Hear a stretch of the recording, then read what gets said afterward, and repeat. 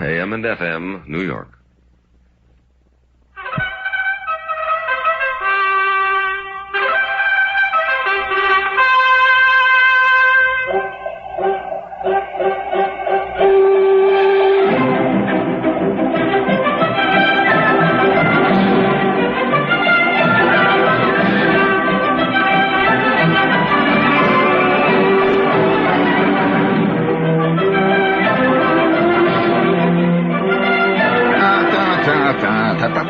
This is done to thwart those evil people out there who would feign to record this theme. I'm ahead of these little wise guys out there.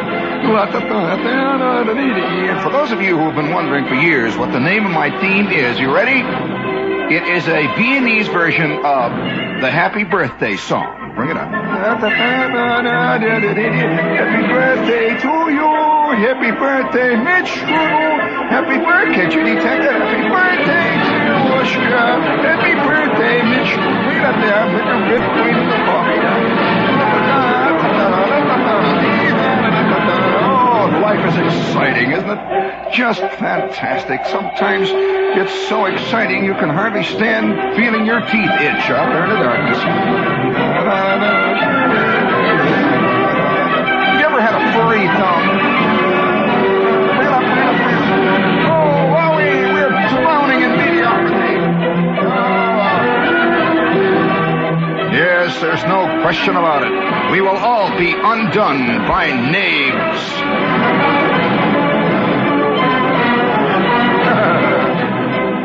Isn't it good to not be a knave, gang? Of course, the full expression is that we will be undone by fools and knaves. I carefully left the fools out. All together now. Wowie. What was that? Must I be hounded forever? Must I be pursued all the way to eternity with this idiotic phrase? Must I be pursued forever, forever, all together?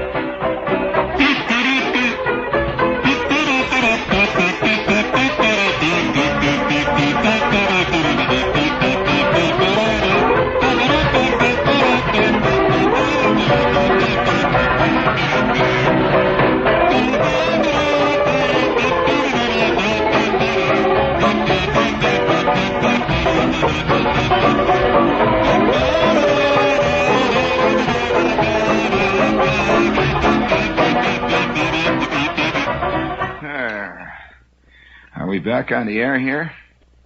We do this once in a while to clear away all the dust from all the preceding radio programs. Clear the ashes out of the pit here. Get rid of all the stuff. Here comes there's a couple of old Martha Dean commercials. Good evening. Let me get rid of this stuff here. Hey, Walt, why doesn't somebody say something about Al McCann leaving so many of these old striped bass of his around here in the studio? Hello, test, hello. We're losing control here. This thing is turned on. Oh, what's the matter? There we are. There, we're back in business. All this old... All right, there we are. Gee whiz, what a night. Nothing worse than to have the transmitter turned off in the middle. You know, that reminds me of... hello, testing. Did you see what one of the local daily newspapers described my show as recently? Witty divertissement. George. We're coming along, aren't we, Walter? There, right, George? Hello, testing. Wry commentary on our times. That's the way the New York Times handles it. The Post ignores me completely. I'll never forget the day that this guy, this announcer, on one of the, it was a baseball announcer, as a matter of fact, and somehow he was giving a commentary on something that had appeared in the New York Post, and he had the greatest Freudian slip I've heard in years. He said, yeah, folks, the New York Pest said, the New York Post, friend, said. Oh, they keep sneaking out, all kinds of stuff. The way life is exciting. It's fantastic. I see a note here from San Francisco. Would any of you like to hear me do my famous version of After You've Gone? Well, large numbers of angry lady lawyers keep writing, Dear Mr. Shepard, unless you cease and desist immediately, my husband Charles and I won't listen to your rotten radio program any longer. Well, George, it's not easy doing a rotten radio program. You've no idea. You find yourself from time to time on the radio slipping into doing good radio programs and then trouble. Oh, boy. Notes from the management. I'm speaking of notes from the management. I suppose, did they say, where's that little thing I brought in here tonight? Yeah. Let's see. Oh, yes, here it is. It's a little advertisement. Here's where you really see the real stuff, down at the bottom of the newspapers where it tells little things that you can buy, like 50 art photos. Must be over 21 for art students, that kind of stuff. And here's one that says, Teen Radio DJ Kit, fun at home. Parties, hops, complete kit for the Teen Radio DJ Kit includes radio disc, program log, 8 humorous commercials, participation game, news format, and a fun newscast. Sick world. I can see people sitting around doing fun newscasts about Vietnam. This is Eric Silveride here, and in Vietnam today, and the crowd is roaring and rocking. Fantastic. Well, that's all part of the world. Everything is showbiz today, in the yard wide. And I just wonder how many generals. When a guy puts on a general suit in the morning, do you think he feels like he's putting on a costume? Do you think he feels like he's slipping into costume? Because this is going to be a big thing. You go down to the toy departments. Have you noticed the toy departments have all kinds of costumes now that kids can wear? And of course, the old days of kids wanting to be a cowboy or an Indian, that's long since passed. You can get little analyst suits now. You can get an Ed Sullivan suit. It comes with this rubber face with the dewlaps that hang down, a little fringe on the bottom of it there. And a complete list of tonight's big show, including Pearl Bailey and a visit for Eliza Minnelli and the Rolling Stones. It's a very good thing. I think a little kid going around there but playing Ed Sullivan kind of adds a little spice to the Grand Concourse there. And you can get a little Milt Kamen kit. And you come complete with a bunch of bad jokes and a worried look. And you can get an Alan King kit. And of course, I think one of the best costumes, of course, is TV panel guest costume, in which you come with that bland look. And you're given a whole series of rejoinders to Ava Gabor, who sits next to you. And they have a record of either Jolie, Ava, or Zsa Zsa that you can play on your LP stereo, and the kid can sit there and make funnies and pretend like he's Johnny Carson. The heroes of today, let's face it. Why, it's a sad thing how far we've come down from General Custer all the way down to Bert Parks and his crowd. Now, we have a thing here, for those of you who wonder about this radio scene. A little thing from San Francisco says, disc jockey Frank Fry is hoping to get in. Disc jockey works the overnight show at KFOG, Fog. Here in San Francisco, he left the studio Tuesday night to investigate an unusual noise. The door slammed shut behind him, and the KFOG announcer found himself locked out in the cold and couldn't get back in the radio station. And he was running the radio station. There was no one else there. Listeners then began to hear a blank sound coming from KFOG. Let's put it this way, even blanker than the usual blank sound that came from WKFOG. Telephone police, they couldn't get the door open, and 4 hours later, they finally found the disc jockey running around town trying to get a key. And, well, I'll tell you, I don't know whether I've ever told this story on the air, about the wildest moment that I have ever known personally in radio. It did not occur to me. It occurred to a friend of mine, and I happened to be present, or at least I was in the next block when it happened. And I rushed to the scene immediately when it broke. And I was there to record it in my own brain, so that forever and ever, no matter what they say, I saw it, and ain't no denying it. Now, my own personal definition of hell. Everybody, John Paul Sartre, there have been a lot of people who have, incidentally, John Paul Sartre is probably the most literate whiner of our century. Fantastic whiner. Oh yeah, he's a Holden Caulfield with a French accent. And he's a grown-up Holden Caulfield. And a lot of overtones there, philosophical and religious overtones. But nevertheless, Jewish, what can I do? It all fits, and it's a yard wide, and sometimes it scratches at the knees. You've got to be careful. And has a tendency to shrink in the automatic washers. Now, one time I'm this guy saying I'm walking around town, and I'm just out of the army, and you want to hear what my own personal version of hell is? You're curious about that? Everybody has his own. Well, my own personal concept of it, if you say to me, Shepherd, you are going to the netherworld. Shepherd, person of your rotten, sick, distorted mentality, a person with your perverted, ridiculous, idiotic values, you're going straight to the netherworld, you are. I've had an aunt. I had an aunt that spoke only in various quotations of one kind or another. Her entire speech consisted of maxims. She had all kinds. She had maxims taken from the Sears Roebuck Summer Catalog, usually in the plumbing department. She had maxims. Yes, she spoke. She'd never had, as far as I know, an original thought in her entire life. When it rained, she said, "Oh, God is weeping tears." She didn't say it's raining out. That's that's a little bit too original for her. And she was always cosmic about everything she had to say. And whenever I was, knocked over the oatmeal or yelled or busted a window or threw a fit or threw my shoe at the radio or anything, the kid. By the way, you know that some big organizations in major cities, including Japan, is very far advanced of us in many things. First of all, they've got about a 400-mile-an-hour railroad, which will come as a fantastic surprise to any of you guys who ride the Long Island Railroad. You wouldn't believe they could make them that would go that fast, Listen, the Long Island going downhill with the wind behind it, pursued by a tidal wave, wouldn't go much more than 27 miles ups.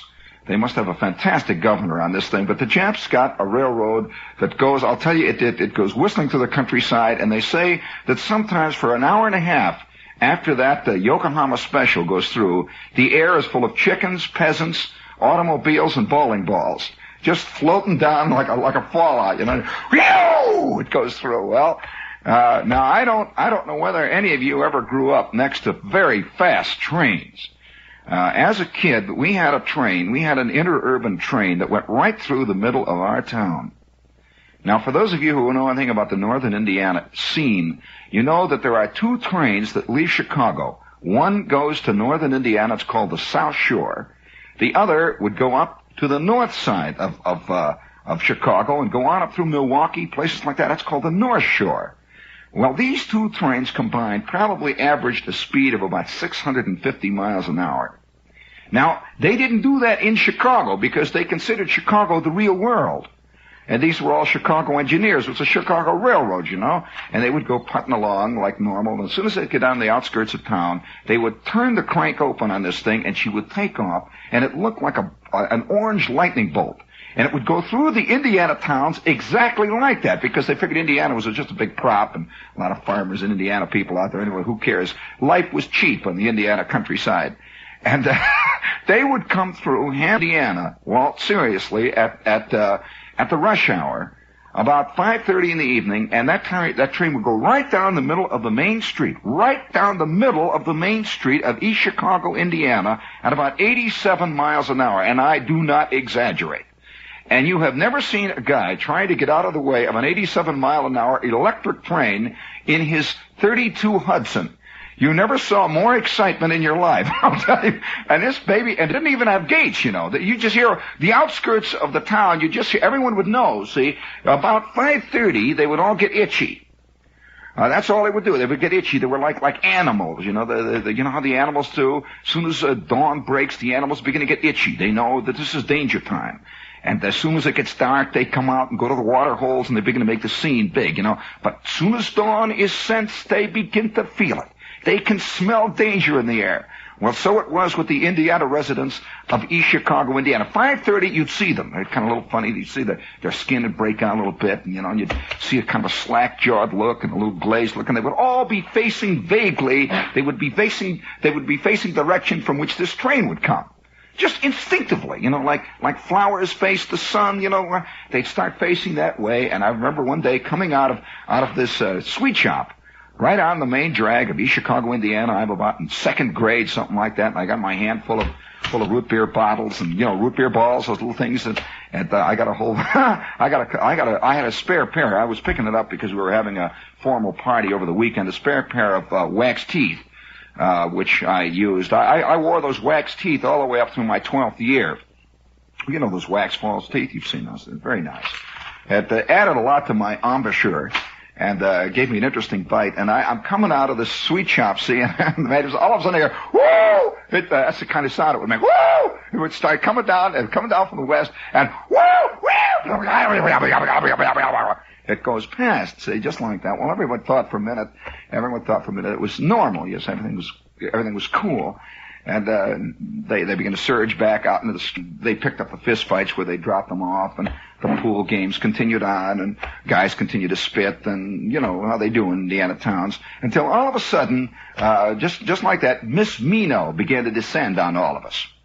Don't look at me. Miss Mino was a school teacher in second grade, and Miss Mino had gotten nipped by the South Shore South Penn Special. Now, she hadn't actually gotten hurt.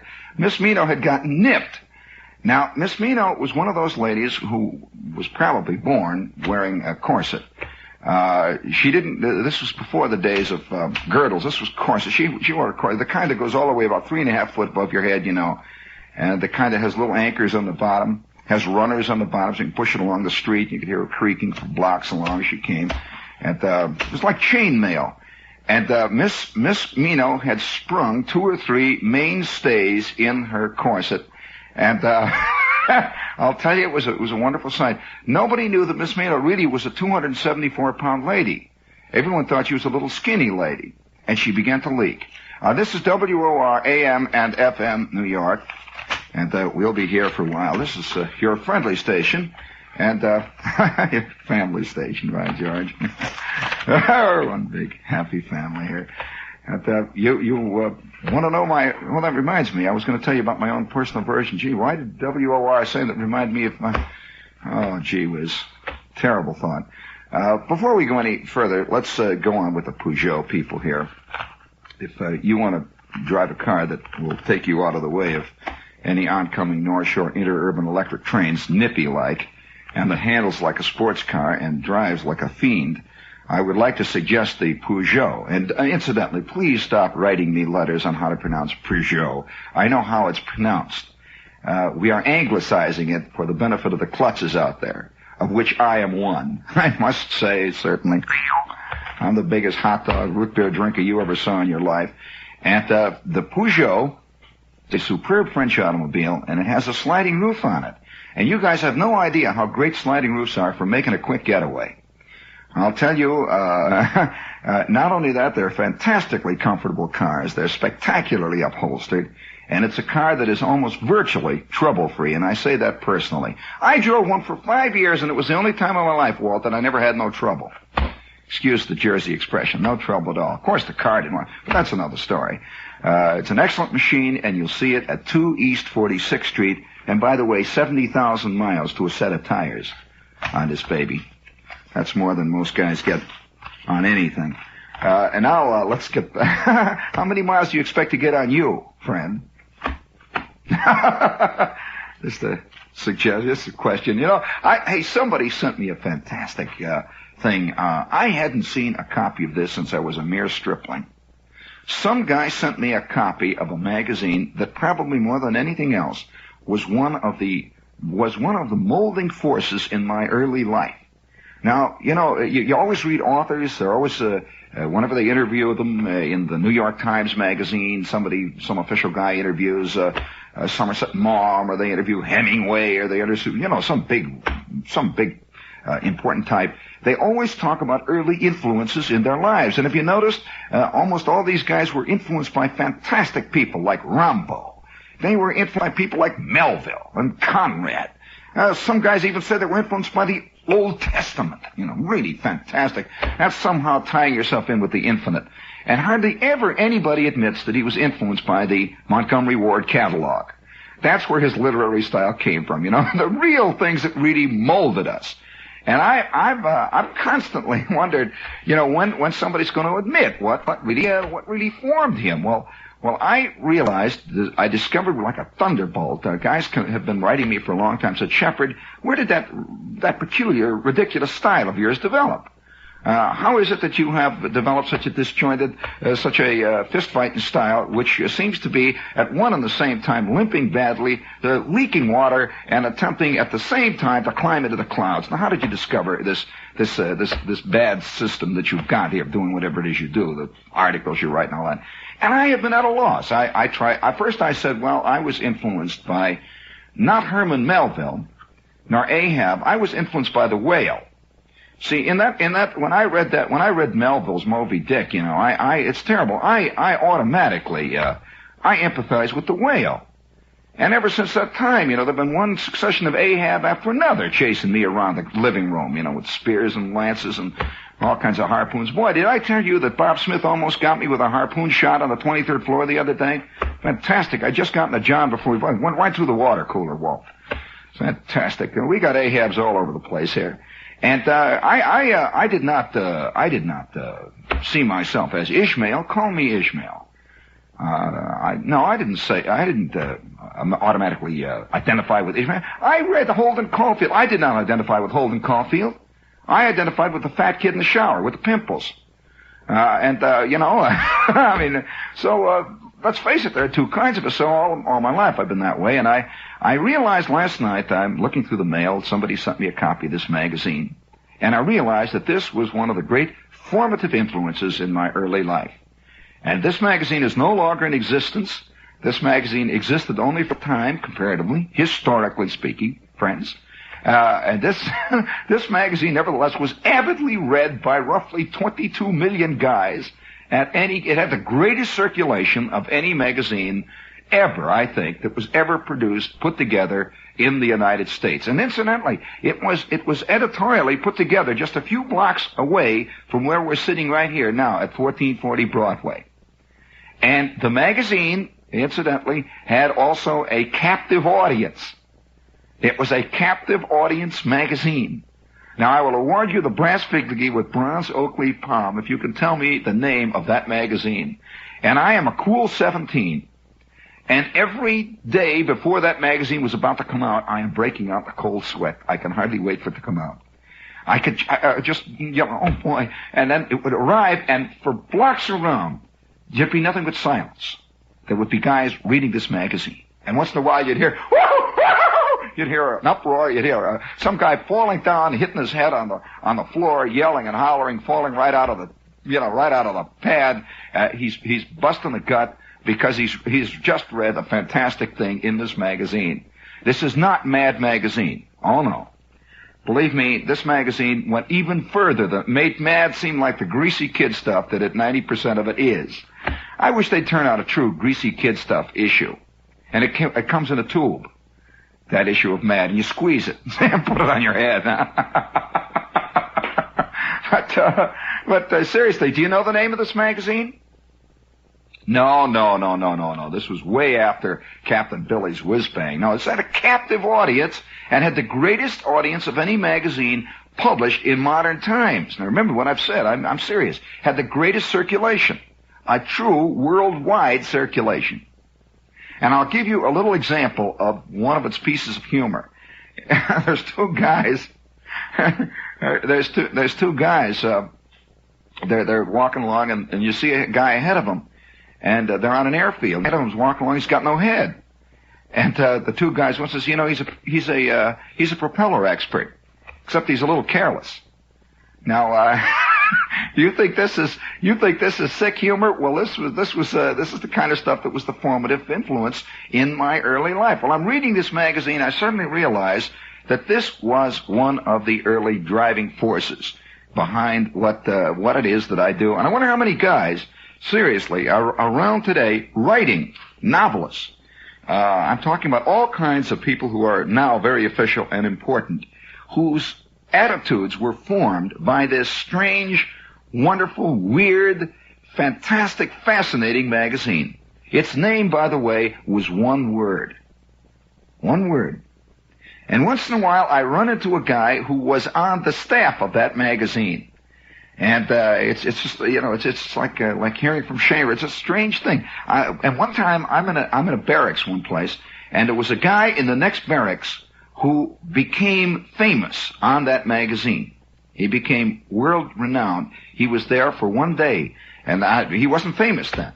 And a couple of us went past there, and he was doing some of his work. He was sitting out in front there, and he had a big pad, and he was sketching. And the guy was Bill Malden. And yeah, well, you don't know the name of that magazine, do you? It was a wild, swinging, fantastic magazine. But nevertheless, these early influences, which we hardly ever admit to. Now, if you're going to ask me who was an early influence in my radio career, actually as a radio performer, you know, all of us have influences. I don't care who we are. We hear things that we relate to. We hear things that we like. We hear techniques used that are tremendously influential on us in a subtle way.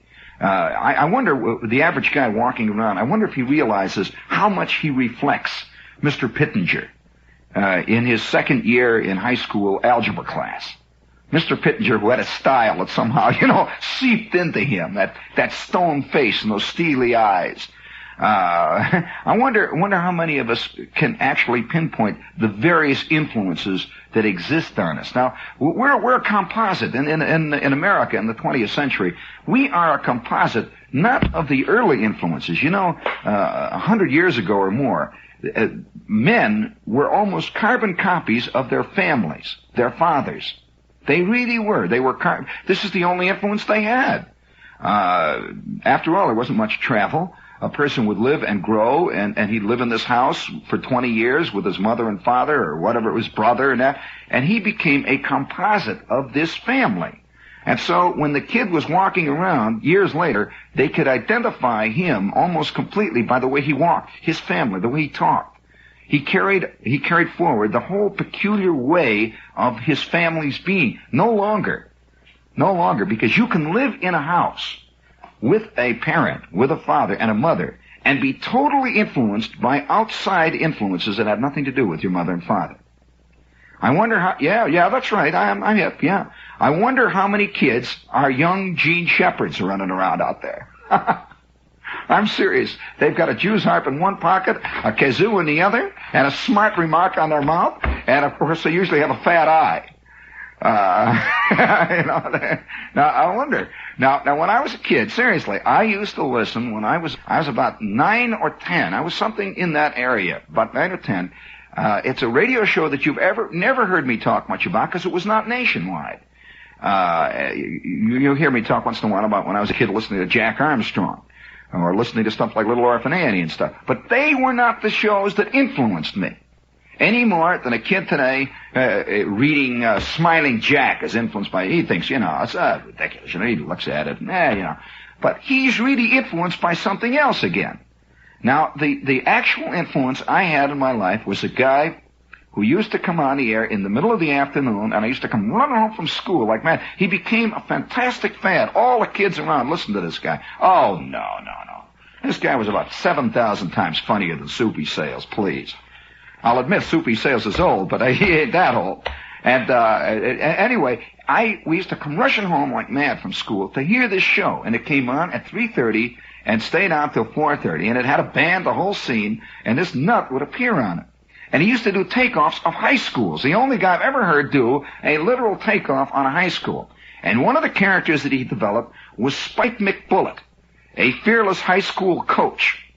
And he was the first high school coach that I ever heard of. When they asked him, he says, Spike, we'd like to interview you today. We're pleased to have on our program from Stedgy Prep.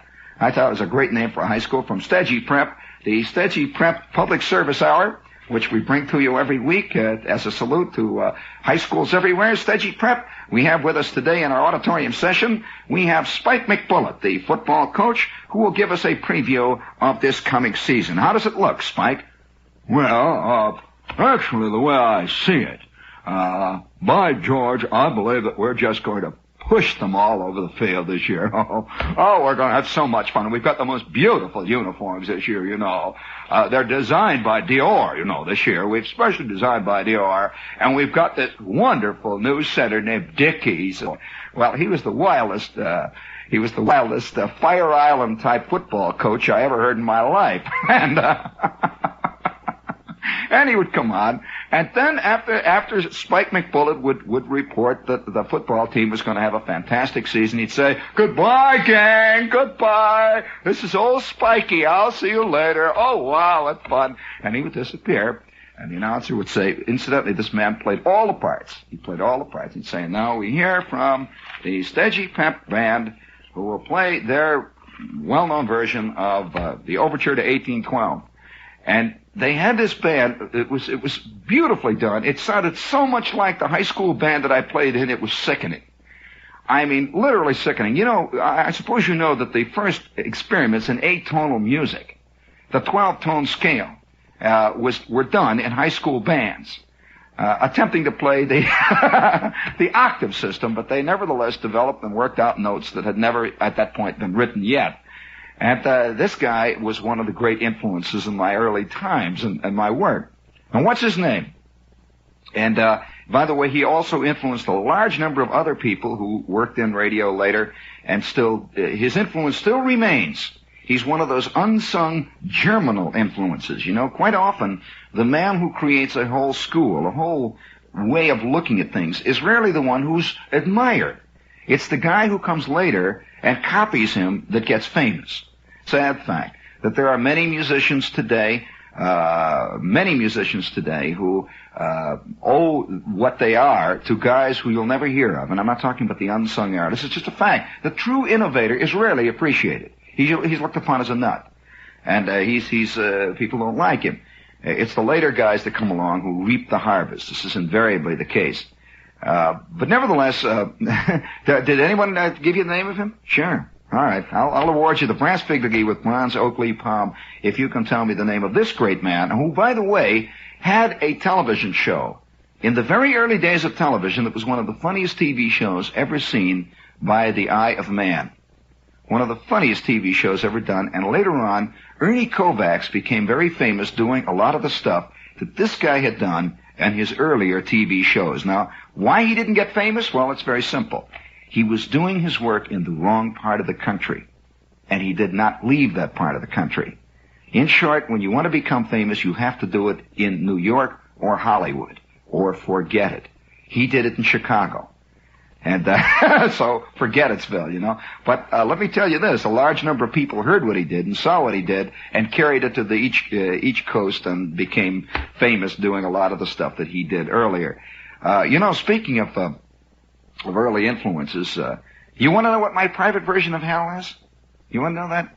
Well, during one brief period in my career when I'm in high school, or rather just out of high school, actually it was, let me think now. No, that's right, I was going to school, going to college at the time. I got a job in a radio station, and it was a summer job, and it was a gigantic 50,000 watt station. This station it's in the lower Middle West, and this station had one rule. If you guys think that you've ever dealt with maniacal egomaniacs, this station had one rule alone, and that rule was this: that every station break, and the station breaks came every 15 minutes on this station, absolutely like clockwork. That on every station break, it was an unbreakable, inviolable station rule. It mentioned the name of the radio station owner on every station break. And I don't mean the RKO General Station, nothing like that. No. So we had to give the name of the owner on every station break, and he would listen all over the country to make sure you did that. He would be down on his yacht off the coast of Florida, and he would call up long distance if he heard some guy not do that at 4 o'clock in the morning and fire him on the spot. Do you know that Western Union has a fire-by telegram system? You've seen congratulations by wire and send candy by wire. Well, a large number of you people don't know that they have a firing service, Western Union, and you can go down and you can check off out of 37 different types of firings. You can check off the one you want. They range all the way from sweetness and light to pure three-letter obscenities, which are even the worst. These are even before the Anglo-Saxon words. They go all the way back to obscenities that the cavemen used. Now, this radio station had this show that came on at midnight, and it went till 7 o'clock in the morning. Went all night long, 7 days a week.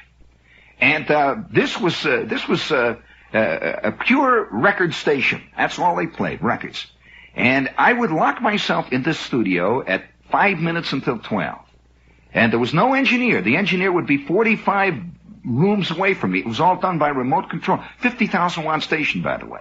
And I had this microphone in front of me. And on my left was a turntable. On my right was a turntable.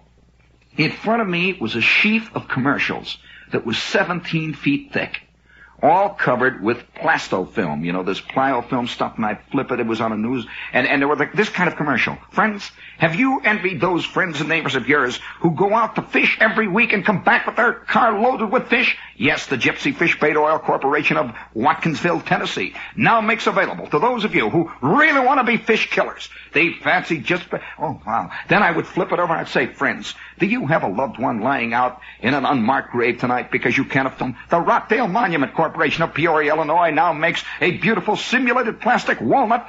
Well, that's the kind of stuff. And on each turntable, there would be 1,700 hillbilly records of guys. They didn't even bother to sing through their nose. These guys usually sang through their left ear. And they would come on. You are my sweetheart, my only sunshine. That's it. You've just heard Roy Acuff and the Delmore Twins. And now, folks, the Rockdale Monument Corporation, night after night, year after year, day after day. And my head, I wore these earphones. I could hear nothing but the sound of twanging off-tone Sears Roebuck guitars, the sound of jugs being blown, the sound of the Delmore Twins singing, oh, the Red River Melody. Ooh. Hour after hour, I'm selling Bibles that glow in the dark. Hour after hour, I'm selling bulletproof notebooks that you carry around that keeps your arrangements safe. Hour after hour, I'm selling little magic jukebox banks.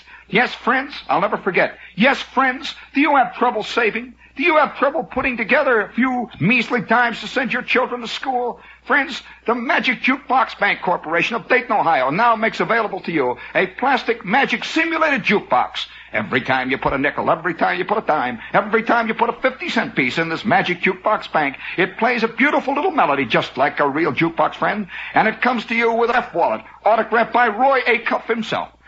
Oh, wow. To me, that one day, if I ever arrive at the fiery gates, and the devil there himself is welcoming me, he'll say, "Ha ha, come in." The door will swing open, and I'll be in Studio D. And throughout all eternity, it'll always be 3 a.m. I will just about to make a station break, and I will have just finished the Rockdale Monument commercial, and I will just about be ready to swing into a Delmore Twins record playing Old Rattler. Hour after hour after hour, eternity, oh, thy name is hell. Well, I had this friend. Now, you want to hear what happens sometimes to guys that go through this scene? Now, you hear these disc jockey shows, and you hear this happy guy. You hear this guy saying, "Yes, it's WABC, friends, and now here we go. Yeah. Well, all the poor little klutzes that walk out there think that the guys that are doing this are just all Beatle fans. Oh, boy, they sure love the Rolling Stones, and all they can hardly wait to do is to tell you what time it is, and that this is the old Big Charlie show, and that it's, that's all they love. Well, after a while, these guys, you wouldn't believe it.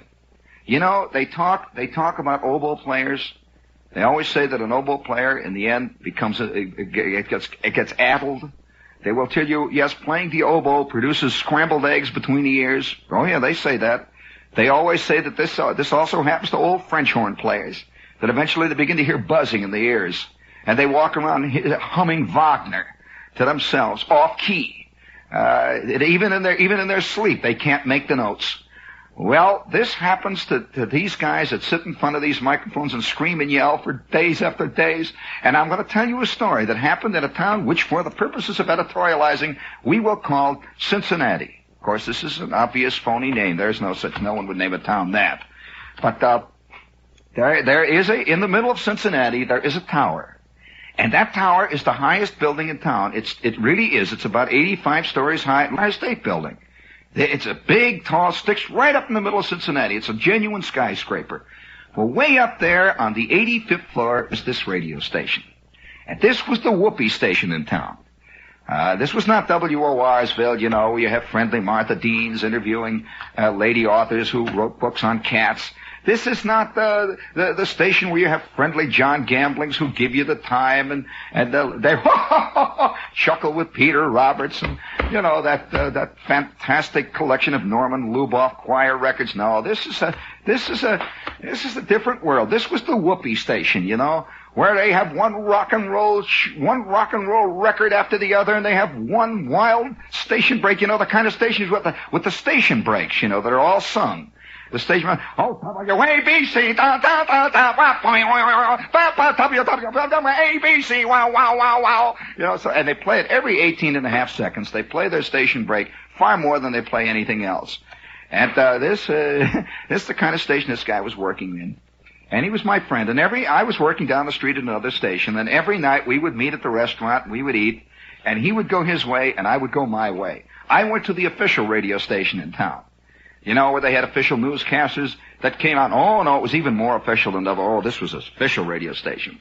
And he went to this other little peanut whistle down the street where they had nothing but records, and that was about it. And he was the only guy on duty, this guy. Every night he would be on from 8 o'clock until midnight playing all this whoopee stuff.